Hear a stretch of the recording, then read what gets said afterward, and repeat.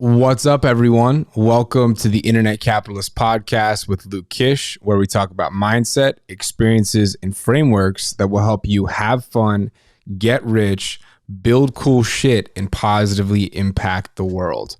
I am your host, Luke Kish, and welcome to episode number 13 of the podcast, all about training your mind to move forward anyway. So I'm going to have some fun with this one today. I am really conscious of myself doing this to myself right now. So I figured, when is a better time to think about it or to talk about it? So let's talk about it. Our minds, squirm, run away, get afraid, feel fear, create crazy stories that control us. At the end of the day, right? Control our lives. You can even think as practically speaking as getting in cold water and your mind just freaking out, get me out, right? And then listening to that thought, or approaching a golf shot, right? With people around you, you're feeling nervous, and those nerves often overcome us. Have an interview, feel nervous, feel afraid, and freeze, right? Can't move forward.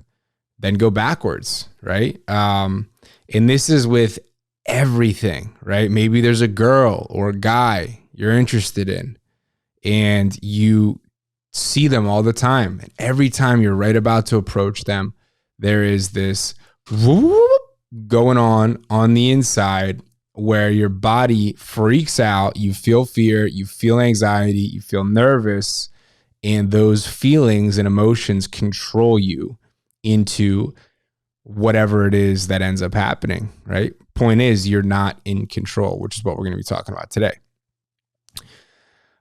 This is in business. You could be making sales, right? You could get to the same part of every deal, and then all of a sudden certain emotions come up at one point.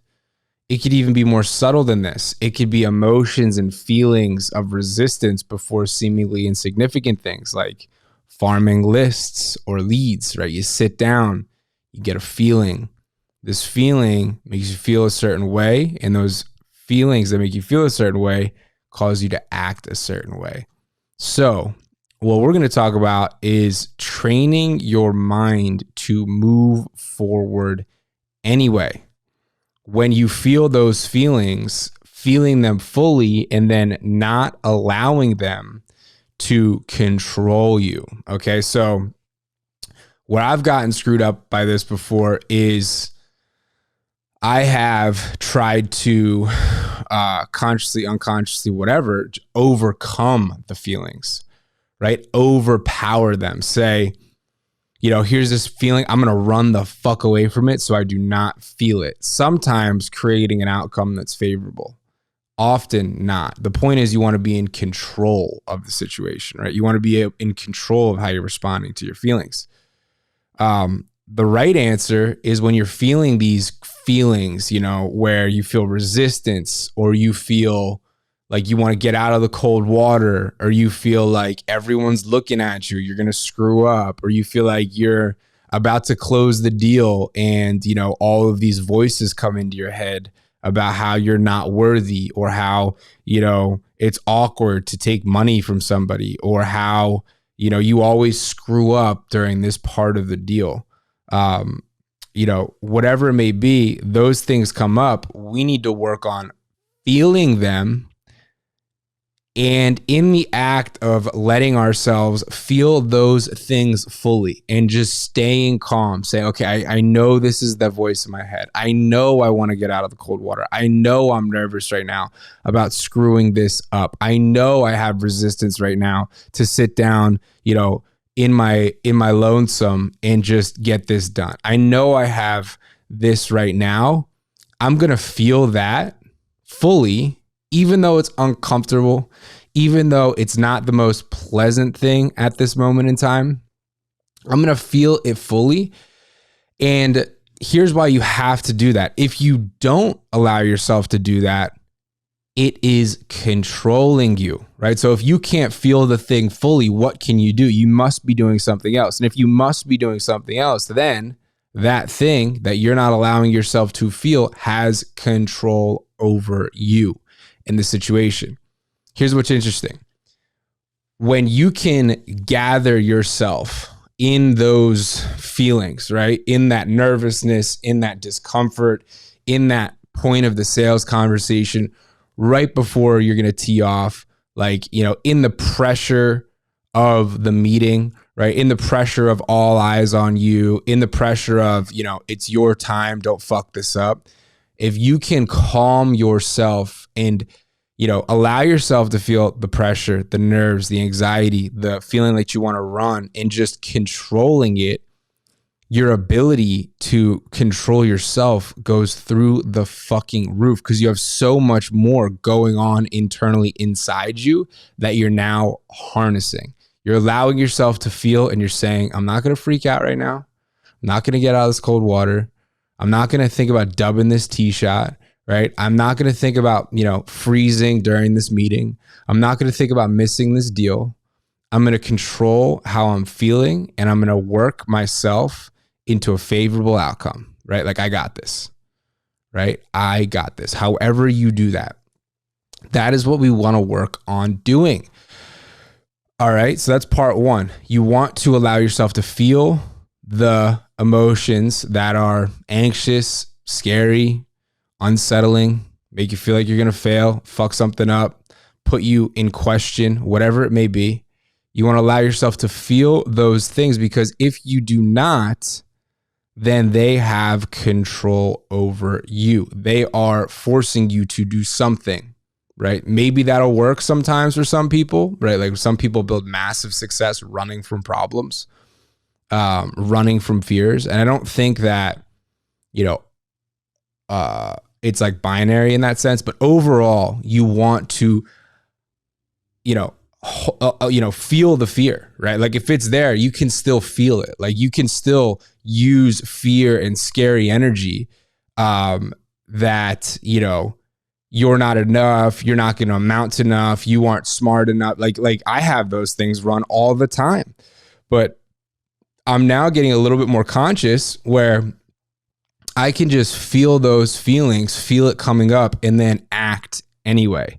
And then I still have those thoughts and feelings. I'm not sure if they'll ever go away, but how I respond to them is favorable. It pushes me forward. It drives me, right? So that's point number one. You want to allow yourself to feel the feelings. Don't be freaked out by the feelings. Understand that those feelings are normal. And then in allowing yourself to experience them fully, you find the space to channel them, right? You find the space to respond to them versus having to react. That's number one. Okay. Number two, what is the most practical way to do this? Because a lot of these things are just psychological and emotional situations. They're not even real situations. So you're having to, harness your mind and get your mind in order around situations where you feel fear, anxiety, nervousness.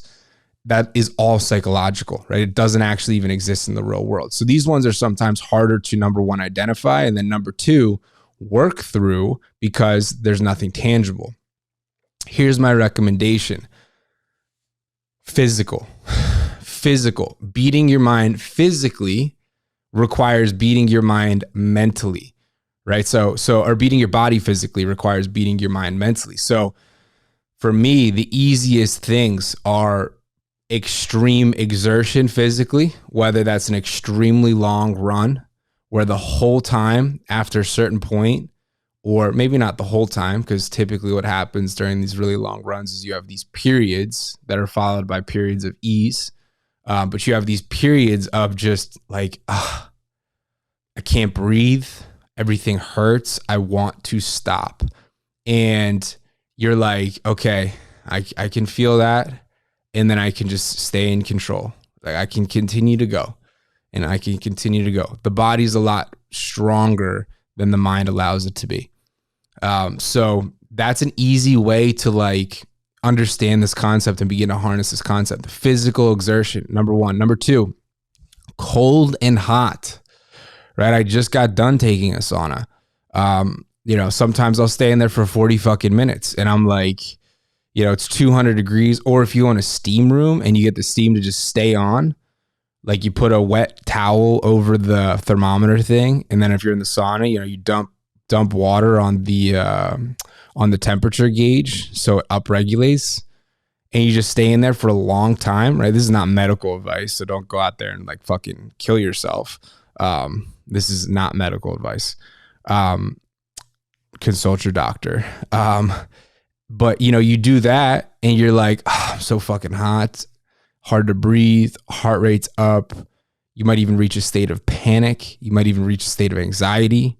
And then you allow yourself to feel those feelings, get yourself calm and work through it. And it's not like, you stay in way longer, but like you break that period, right?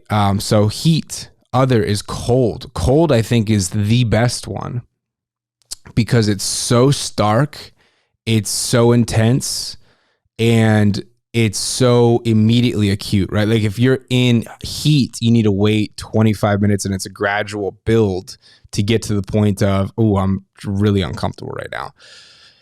It's soothing at first for pretty much everybody. Cold, on the other hand, always sucks, right? Like I take a cold shower pretty much every morning.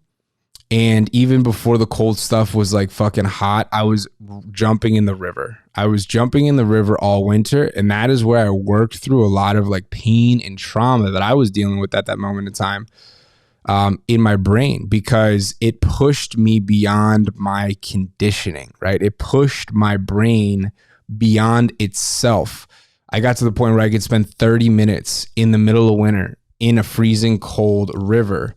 I felt like I was in control over the heat of my body during this period of time. I could do breathing and go under the water for 2.5 to 3 minutes. I don't recommend that. There was one time where it was kind of sketch. I started seeing light. I could hear through the water people outside of the water. And then when I came back home, I felt like I was on an acid trip. I think I went a little bit too far that day. I was having trouble like being like move body. Like I went too far that day. But point is, I got to a point where I was pushing myself far beyond my conditioning. And when you do this, how your brain is thinking about the things that are going through it is much different, right? So if you are like, I don't want to say roughly, but like little bitch you, right? Like little, very limited. Oh, this is too cold. I can't do this. Oh, this is too, overwhelming. I can't do this. Oh, I can't handle this. Oh, I can't, just sit down and get this done. Oh, I can't, talk to this girl. Oh, I can't approach this guy. Oh, I can't, fill in the blank here. Oh, I can't have this, sales conversation. Oh, I can't close this deal. If that little bitch you stays in control, guess what? And I'm just calling it little bitch because it's like, an easy to understand thing, but we'll just call it like lower version self, right? If that version stays in control, then that thing stays in control. Now that is you. That is where your limits are. That is how you will live your life. If you can just make that thing shut up, like every morning when I get in the shower, I'm like, fuck, it's every morning. Like, it's like you think, no, it's eventually going to stop. No, it's literally every morning. It's like, fuck, I do not want to feel cold right now. And then you just go in cold. Mine's like, goddamn, this guy's in control.